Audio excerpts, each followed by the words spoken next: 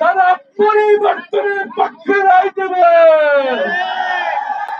এই পরিবর্তন, এই নতুন বাংলাদেশের সূচনার প্রথমে সবার আগে ভোটকে 2/3 সমর্থন নিয়ে বাংলাদেশের মানুষ 12 তারিখ জয়যুক্ত করবে। 11 দলীয় সমর্থিত ঐক্যবদ্ধ বাংলাদেশ জোটের জন্য একটি ভোট বিপ্লব অপেক্ষা করছে। জোরে সবাইকে আহ্বান জানিয়ে 12 তারিখ ভোর থেকে জনগণের বিজয় নিশ্চিত না হওয়া পর্যন্ত সবাইকে মাঠে থাকার আহ্বান জানিয়ে আজকের জন্য বিদায় নিচ্ছি।